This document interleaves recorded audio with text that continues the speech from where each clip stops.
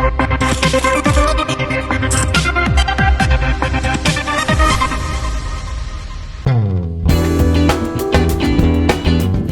dengan wajah manis dan pembawaan kalem, Ben Joshua justru mengambil langkah berani menjadi tokoh antagonis di sinetron Terbelenggu Rindu.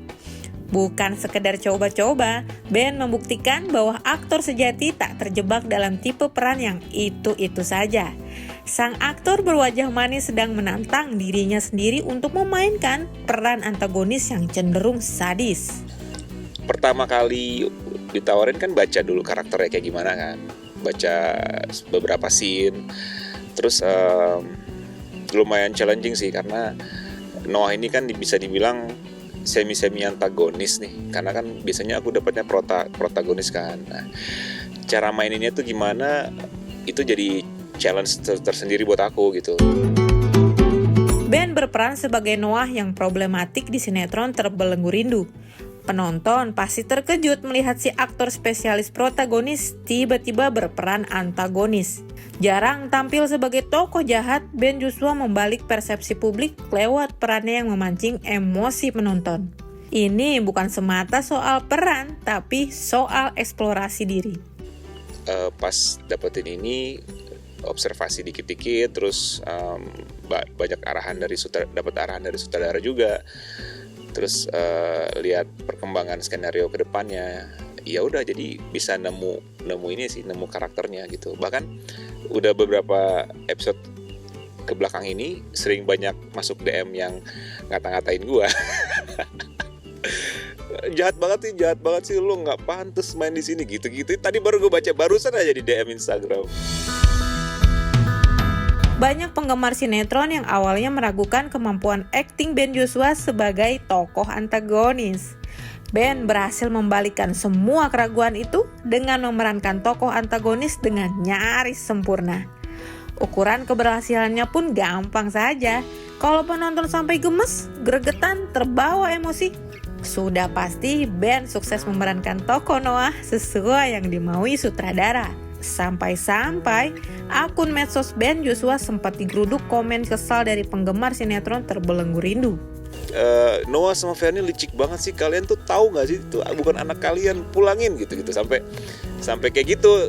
Dan gue tuh yang amazed aja, jadi ternyata message-nya itu sampai ya ke penonton gitu. Ternyata karakter gue tuh sampai masuk ke dalam mereka gitu. Berarti secara nggak langsung gue ngerasa gue berhasil nih gitu-gitu. Nggak sih. Bahkan beberapa kali gue posting di feed Instagram gue, mereka komen-komen kayak gitu, gue sih balasnya santai aja, bercanda gitu. Jadi yang pas mereka komen agak jahat gitu, terus gue bercandain, kadang-kadang yang lain juga diimpalin lucu-lucu gitu. Jadi Instagram gue tuh nggak penuh dengan kebencian sebenarnya, penuh dengan hal-hal kocak. Memerankan karakter yang manipulatif, penuh ambisi dan tak mudah ditebak bukan perkara mudah. Tapi Ben menjalaninya dengan total. Tak heran walau Ben bukan memerankan tokoh utama, tetapi Ben dapat sorotan sama besarnya dengan Lucky Perdana yang jadi pemeran utama. Bang Ben, gue suka sinetron lo mainnya beda banget ya gitu. Jadi kayak, wah terima kasih ya, itu jadi kayak penyemangat gue nih gitu loh. Jadi kayak satu pencapaian lagi, jadi beda dengan aslinya gitu. Keberanian Ben keluar dari zona nyaman menunjukkan kualitas Ben sebagai aktor yang tak hanya mengandalkan tampang. Ia sadar karir akting adalah proses belajar tanpa henti.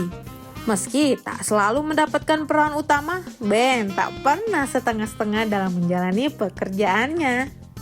Sebenarnya gue cukup lama untuk bilang iya sih, karena butuh waktu juga kan. Gue bisa nggak maininnya gitu. Kadang-kadang gue takutnya terlalu maksa. Gue bisa nggak ya main karakter Noah nih gitu loh. Cuma pas berjalannya waktu ternyata asik juga maininnya dan bisa dapetin ini karakternya gitu. Setelah berhasil memerankan tokoh antagonis, bukan berarti Ben bakal menerima semua tawaran peran antagonis di masa depan. Ben tak mau melacurkan diri untuk menerima semua peran antagonis hanya demi meraup pundi-pundi uang. Gue orangnya milih-milih ya kalau karakter itu ya. Kalau maupun antagonis tuh seperti apa dulu nih antagonisnya. Gue nggak mau yang antagonisnya tiba-tiba jadi jahat nggak jelas gitu loh. Kadang-kadang pemilihan itu kan penting juga buat aktor ya. Jadi nggak cuma pengen syuting aja buat dapetin uang gitu. Jadi kadang-kadang karakter itu penting juga, apalagi buat gue. Pemilihan peran itu menurut gue sih penting. Biasanya aktor yang terlalu dalam merasuk ke peran antagonis yang dimainkannya akan terbawa emosi negatifnya sampai kehidupan nyata. Apakah Ben juga mengalaminya? Rasanya tidak. Ben tetaplah sosok aktor yang lembut dan selalu melempar senyum manis kepada semua orang. Tak ada yang berubah, si aktor berwajah manis tetap bersikap manis terhadap anak dan istrinya. Masih dia juga masih suka bawain sarapan segala macam, ingetin untuk bawa minum gitu-gitu. Terus kadang-kadang gue juga pagi tuh suka minum jamu juga. Gue suka banget kayak bikin sendiri sih di rumah, jadi kayak beli di supermarket kayak jahe-jahean, temulawak gitu-gitu buat direbus dan minum pagi. Biasa gitu. Kalau udah gak enak badan tuh biasa, nggak rutin sih, kalau udah kurang fit aja biasa minum kayak gitu. Dalam kehidupan nyata, Ben Joshua tetaplah seorang suami dan ayah idaman. Syuting sinetron stripping yang menyita waktu tak menjadikan Ben Joshua jadi terputus komunikasi dengan anak dan istri. Ben tak mau jadi sosok antagonis buat orang-orang yang dicintainya.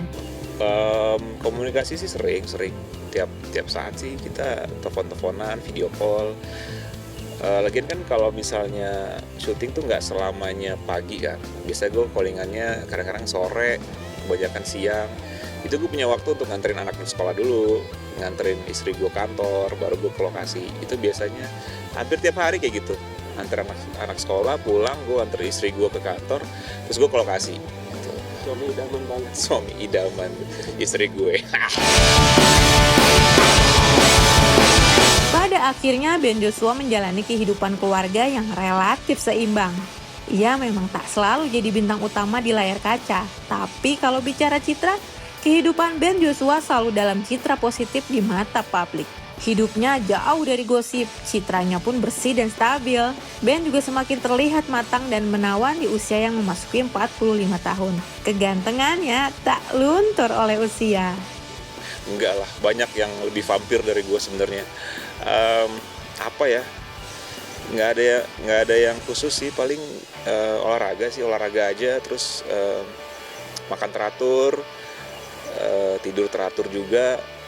Walaupun lagi jarang teratur banget tidurnya di sini, pasti gue juga sempetin lah kalau lagi nggak take, tidur di kursi atau nggak tempat tidur yang gue bawa gitu, berapa sejam 2 jam, yang penting mau merem aja gitu kan. Sama gue nggak ngerokok gitu, jadi dan apa ya, nggak stres lah, happy aja gitu. Gue jujur nggak ada pantangan sih sekarang, kayak bablas aja makan apa aja gitu, apa aja. Dulu sih gue tuh dulu jaga makan banget dulu, tapi kesini tuh kayak pulangnya kayak sering malam banget gitu kan. Kalau jaga makan juga kayak takut sakit gitu. Kadang-kadang kalau sakit gue usahain makannya banyak gitu, jadi biar nggak drop.